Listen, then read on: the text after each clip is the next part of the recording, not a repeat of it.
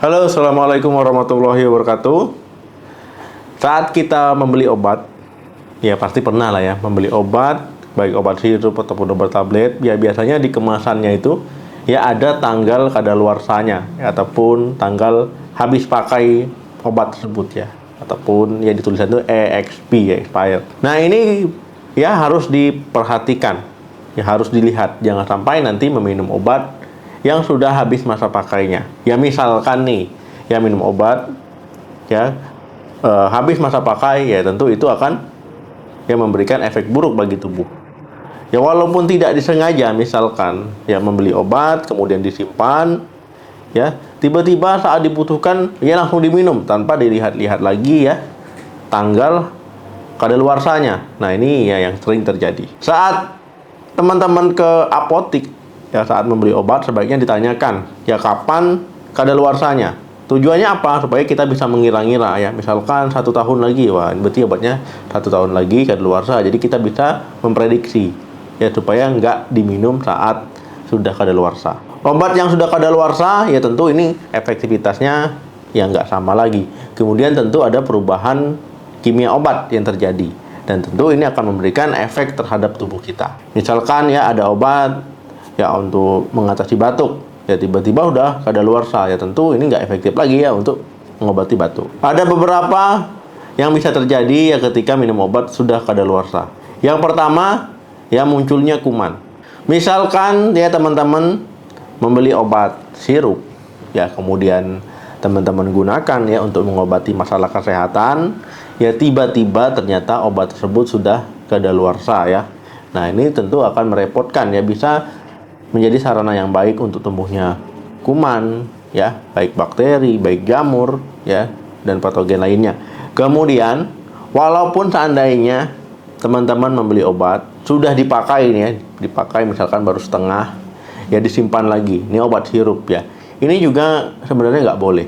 Ya obat sirup walaupun belum kadaluarsa ketika sudah dibuka, ya sebaiknya paling lama digunakan itu kurang lebih sekitar 28 hari ya, ataupun 1 bulan maksimal ya dari masa bukanya itu.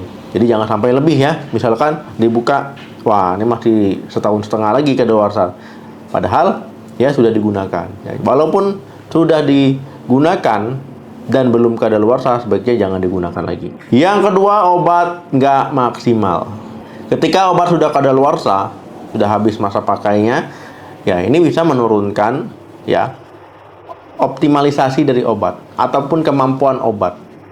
Zat aktif yang terkandung dalam obat untuk mengatasi masalah kesehatan, ya ini tentu akan menurun ya. Perubahan-perubahan kimia di obat tersebut akan terjadi dan menurun fungsi obat tersebut. Ya jadi ketika ingin mengobati demam ataupun batuk ataupun apapun itu, ya ini bisa menurun fungsi dari manfaat obatnya. Yang ketiga, berubahnya komposisi kimia. Ketika obat sudah kadaluarsa, ya ini bisa terjadi perubahan mulai dari baunya, dari warna obatnya, kemudian dari tekstur obatnya, ya mungkin tadinya keras, mungkin agak melunak, dan juga zat aktif ataupun komposisi kimia yang terdapat pada obat, ya kandungan di dalam obat tersebut. Kalau ini terjadi, ya tidak menutup kemungkinan ketika kita konsumsi, ya bisa menimbulkan masalah kesehatan akibat obat yang sudah habis masa pakainya. Untuk menurunkan resiko ya supaya kita tidak terkena masalah kesehatan akibat obat yang sudah expired, ya ketika menemukan obat sudah expired, ya sebaiknya jangan digunakan. Yang keempat, resistensi antibiotik. Ketika menggunakan antibiotik yang sudah kadaluarsa, ya antibiotiknya kan fungsinya untuk yang ngebunuh bakteri ya, membasmi bakteri. Nah kalau sudah kadaluarsa, takutnya potensi obat tadi kan sudah berkurang, optimalisasinya sudah berkurang ya, kemampuannya sudah menurun. Nah ketika kita gunakan ya, bakteri yang ada di dalam tubuh kita, yaitu seperti latihan ya, latihan ketahanan dia bisa terjadi resistensi lama-lama, akhirnya dia bisa kebal terhadap antibiotik. Nah jadi jangan gunakan ya antibiotik yang sudah kadaluarsa. Yang kelima ya, efek samping obat. Nah jadi ketika menggunakan obat yang kadaluarsa, ya takutnya ada efek sampingnya ya, efek samping yang ditimbulkan ya saat obat tersebut digunakan. Nah apalagi misalkan ya menggunakan obat lain yang dari resep dokter misalkan, kemudian ya ada obat yang kita minum sendiri di rumah yang ternyata sudah kadaluarsa. Nah ini juga bisa menimbulkan efek ya interaksi obat yang jadinya nanti efek samping juga. Ya, jadi untuk menurunkan resiko tersebut ya sebaiknya jangan gunakan obat yang kadaluarsa, baik obat sirup, ya obat pil, obat tablet gitu ya. Nah ini harus diperhatikan. Ada sedikit tips dari saya ya supaya kita nggak minum obat yang kadaluarsa. Ya perhatikan tanggal kadaluarsa obat tersebut. Ya dilihat sebelum minum tuh dicek dulu, oh, tanggal sekian baru minum ya.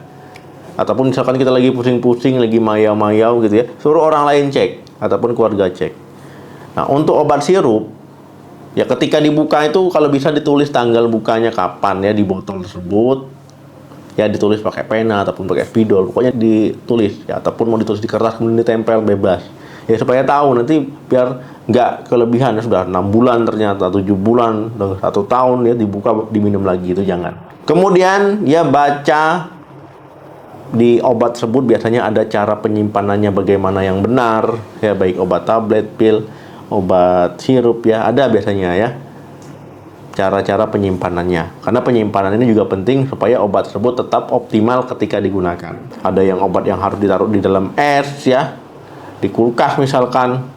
Ada obat yang ditaruh di tempat kering. Jadi kan macam-macam obat ini. Karena kalau salah penyimpanan ya efektivitas obat itu bisa menurun walaupun belum kadaluarsa. Dan umumnya ya beberapa obat itu anjurannya disimpan di tempat sejuk dan kering, dan juga dijauhkan dari paparan sinar matahari. Oke teman-teman, ya itu tadi efek samping yang bisa ditimbulkan ketika mengkonsumsi obat yang expire ya, ataupun sudah masa habis pakainya ada ataupun sudah kadaluarsa. Terima kasih yang sudah menonton video sampai habis. Jangan lupa like, share, dan komen. Sampai ketemu lagi di video saya selanjutnya. Salam sehat, sampai jumpa.